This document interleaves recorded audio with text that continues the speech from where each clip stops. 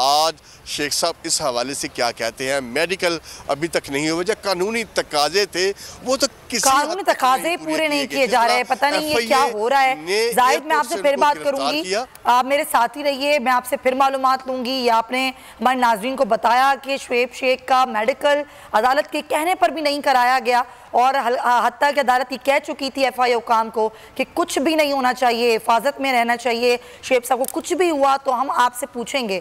इस पर मैं बात करूंगी। जाहिद और उमर हयात और डॉक्टर फिजा मेरे साथ मौजूद हैं।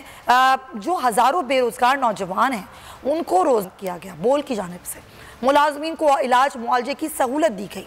को चेयरमैन बोल शुएब शेख सियासी शख्सियत नहीं है, फिर भी उन्हें सियासत की भीड़ चढ़ाया जा रहा है। को चेयरमैन बोल शुएब शेख के खिलाफ मनगढ़ंत, झूठा और बेबुनियाद केस। हुकूमत इंतकामी कार्रवाइयों पर उतर आई। रिश्वत देने के झूठे इल्जाम के पीछे असल हकायक बोल ले आया अवाम के सामने। सिंध हाई कोर्ट की जानिब से 10 मार्च को एग्जैक्ट केस में बरियत का फैसला भी दे दिया गया, जो रिश्वत के इस इल्जाम को झूठा और बेबुनियाद साबित करने के लिए काफी है। सवाल ये उठता है, न रिश्वत लेने वाला न देने वाला मौजूद, तो फिर ये मुकदमा क्या है? गुज़िश्ता 5 सालों में ना तो कोई गवाह पेश हुआ और ना ही कोई सबूत सामने आया, जबकि कोई इंक्वायरी अमल में नहीं लाई गई। जब मुल्जिमान से कोई तहकीकात नहीं की गई, कुछ साबित नहीं हुआ, तो फिर ये मुकदमा क्या है? इससे कबल केस की इंक्वायरी कमेटी के सामने खुद जज कादिर मेमन ने रिश्वत के इल्जाम की तरदीद की थी और कमेटी को तहरीरी तौर पर आगाह भी किया था। इस झूठे और बेबुनियाद केस की कानूनन कोई हैसियत नहीं। सिंध हाई कोर्ट इस मुकदमे में शुएब शेख को बरी कर चुकी है, तो फिर इस नाम नेहाद इल्जाम की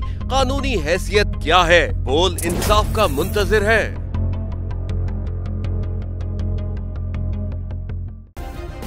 सब्सक्राइब करें और बेल दबाएं ताकि कोई खबर रह न जाए।